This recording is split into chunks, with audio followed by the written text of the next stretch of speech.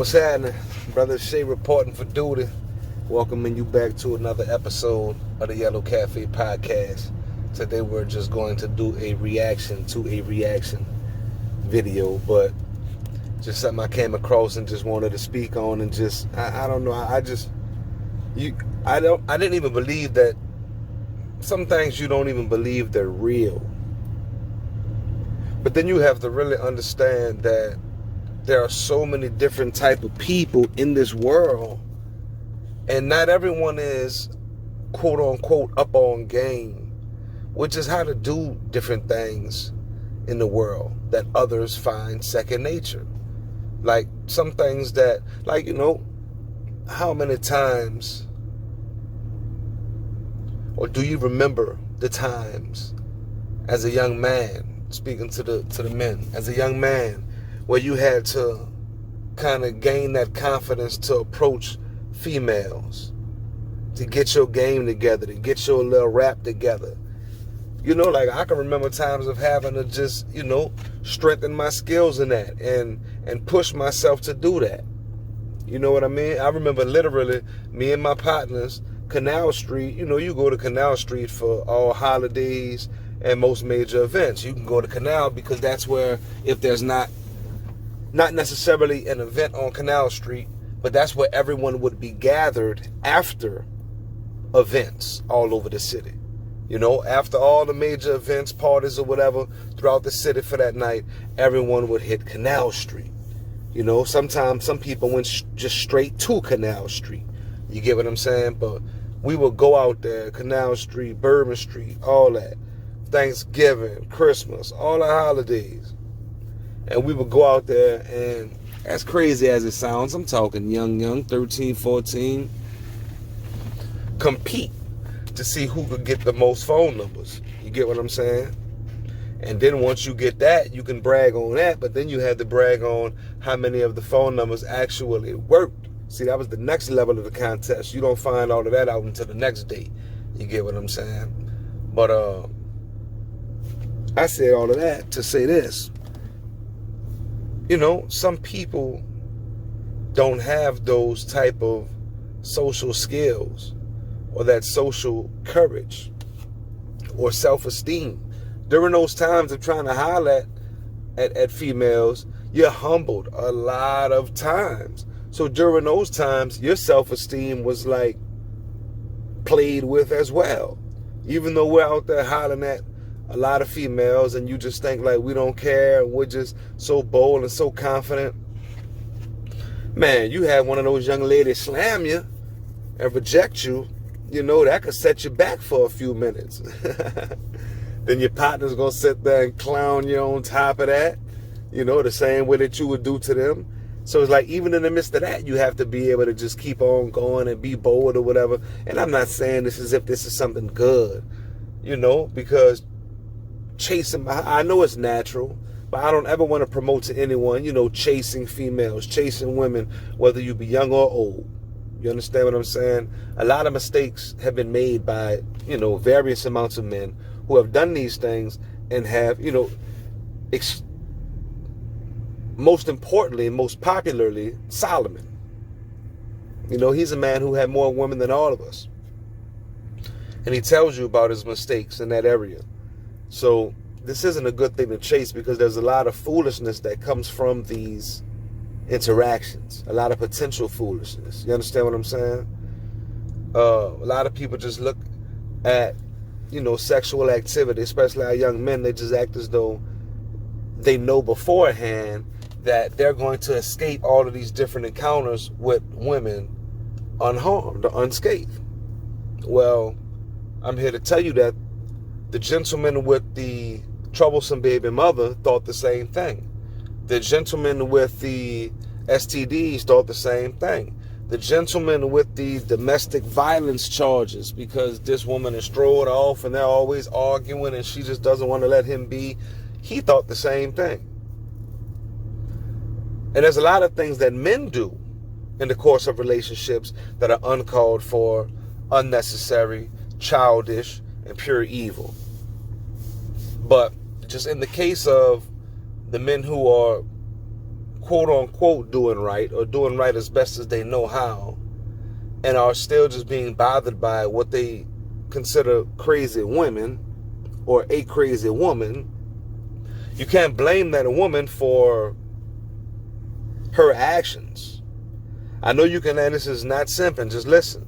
Because yes, I understand you need to get away from that woman. That woman crazy. She probably needs to go to jail, restraining order, something. But that's what you get for opening up that cookie jar. You get what I'm saying? See, a lot of times as men, I just want to get through this right quick. A lot of times as men, we do not consider the feelings of the other party. We think that's soft. We're not taught to think of that. We're taught to just run through these women, to just do whatever, to just throw them to the side after, to not conduct them with any decency. It's like, bruh, if you think about your sisters, your mother, your children, your daughters, you would not want them handled in this way, in this manner. And if you don't care, then that means you have a tore up relationship with the women in your life, and that you have been tore up in your head in terms of the opposite sex. You know, you need help. You need a restoration of your mind. You need to be taught from scratch, you know, who women are. Our place as a man, their place as a woman, and respect amongst both. Now, don't get me wrong. I have a lot more respect to learn myself. But I just know in some aspects, there are some things that I see, and I'm just like, man, there is literally zero respect right there.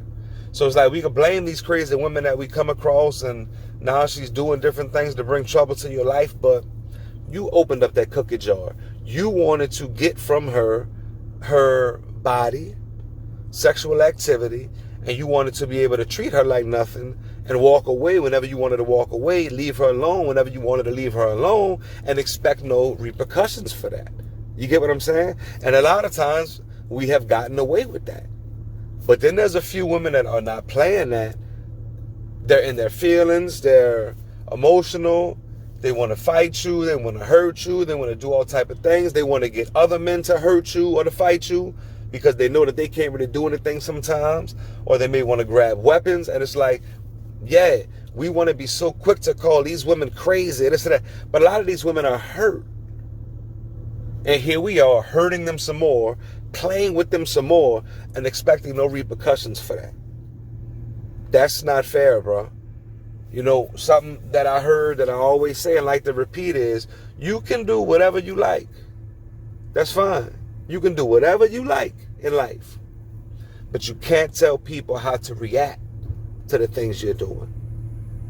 So you can't do something that you feel is minor to you and then tell someone else when they react in a major way, oh, you're tripping, man. I only did such and such. You should only be reacting like this or reacting like that. You don't get to tell people how to feel about different things in their life. You get what I'm saying? So, you know, I have a partner that I say that to all the time, and he tells me, he's like, yeah, he heard that saying too. He's like, you're absolutely right. So I said all of that just to say, even though we're about to look at the other end of the spectrum, a young man who may not be knowledgeable in the area, in the field of the opposite sex, because we may see his condition, and it may not be the most desirable position to be in, it doesn't automatically make the other end of the spectrum correct in terms of men who use women to their own desires, for their own needs, for their own pleasures, to the point to where they detach emotionally from these women who they are interacting with, and teach these women to detach when interacting in these ways with men. See, that's the thing too. Not only are you just ruining a woman that you're not, when you're dealing with all of these different women and you're just running through them, not only are you ruining a woman that you are not going to choose as your wife, but you're also ruining this woman for the next man who may treasure her and want to have her as a wife. Because she's already started down the road of nonsense and foolery in her mind. The mind games have already began. So now her next move is, what can I get out of these men? Since they play games, I might as well get what I can out of these men, since I know that they're just getting what they can and what they want from me. Boom. That's all it takes. And it's another young lady down the wrong road that we are potentially going to lose because she's about to chase that dollar or just have no value for herself whatsoever. You get what I'm saying? We did that as men. We do that. This may sound like some major simping, but this is just the flat out truth. I'm not telling you have to go run behind these women and do different things for them and this or that, but just stop adding to the problem. Just stop adding to the problem. I'm not asking you to be a sucker towards some women who, may have some game or may be manipulative. I'm just telling you, just stop the bleeding. Please help me. Help each other. Help everyone. Stop the bleeding of these actions. Give me 1 second. All right. So check this out. All I'm saying is, as we watch this, we are not here to clown this brother, because I have compassion for this young man. It's just a crazy situation, but let's go. So some part of you still believes that there is some type of hope? Yeah, I do. Let me see that at the beginning. So some part of you still believes that there is some type of hope? Yeah, I do. I still have that hope in my heart. But I was also maybe thinking, like, what if, like, Carmela was, like, in prison or something? Oh, no. Seriously. Man. I know, it sounds crazy. I'm sorry, I don't want to laugh, but... This is the longest episode of Catfish ever. Tyree talked to his fiance online for 4 years, and then the crew for 90 Day Fiance rolled up, and in like 5 minutes they figured out it was some guy named Christian. They didn't even need to call in Neve. Like, can you imagine? But Tyree, he didn't think he was being catfished because he was only sending like thousands of dollars, not tens of thousands. And apparently people don't catfish for only thousands. So basically this man spent 4 years of his life and a lot of money talking. Now listen, that's somewhat logical. Not too logical, but that's almost logical.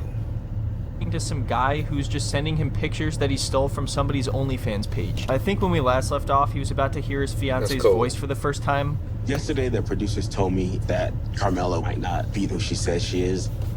When they reached out to her, a man responded and said that he's been pretending to be Carmela for 4 years. All right, that's it. Case closed, right? That's what you would think. But Tyree is a master of his craft. Do not underestimate his ability to tell the wildest stories to explain all of this. And honestly, oftentimes, his story isn't even preferable to the catfishing scenario. I'm like, dude, just admit you got catfished. That's actually not even as bad. He'll be like, oh, what if she went to prison and then got out and went back with her husband? And I'm like, wait, would you rather have that? Is that better than catfishing? So this dude wants to believe that he has not been catfished so bad, he comes up with stories for what happens every single time he finds out some information that pretty much should prove that he's being catfished. He'll come up with a story that's even worse than just the fact that he's being catfished. Carmela reached out to you last night? No, not at all. But don't worry, that's just Carmela. That's just how she is. She asked me for money, I say no, she ignores me for 3 months. It's a joke. She's just messing around. I'm just having trouble processing everything just because of, the amount of time we spent together. Now this obviously is a brother who, I would believe has not spent a lot of time with women. You get what I'm saying? Because I could sit here and watch this and be like, say, bro, who would do this? And just send money to someone who they don't know, haven't met for a long period of time, thousands of dollars. I mean, I would feel played about hundreds of dollars, but thousands of dollars. You're getting no response at certain points in time. It's like, you would think, who would do something like this?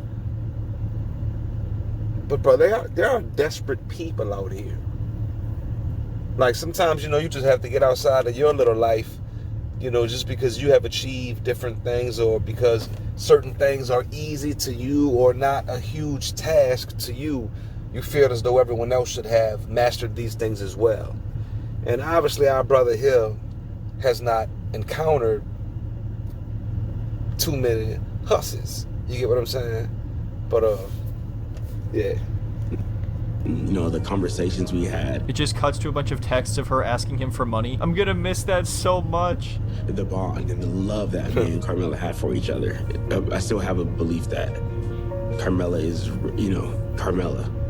What? Come Imagine on, bro. someone asking about your relationship and you're like, yeah, it's going great. You know, we've been together 4 years. Look, man, this also goes to show you just how people say people would rather believe a lie than the truth. This is how people are attacked by con artists. You know, they hear something that is that person's desire. It's money, it's gain, it's something for nothing. You get what I'm saying? Still working on the figuring out if she's a human, you know. All I know is I'm sending words out and there's words coming back. Like that I can guarantee you. Like I have gotten some words on my phone that weren't there before I don't really know what I should do or what the next step is. And I kind of need someone to have support right now. So on, bro. today I'm gonna rip off the Band-Aid and I'm gonna tell Ronald and LaShantia, my siblings, about Carmela. Maybe this isn't they real. Can, like, help me think of what my next step should be. So this is unbelievably awkward. I don't even think his siblings know about this relationship at all. In one conversation, they're not only going to find out that he's being catfished, but they're going to hear the guy's voice. So far, this whole season has just been him meeting up with his friends and family in various restaurants and parks. And they're like, hey, dude, you're being catfished.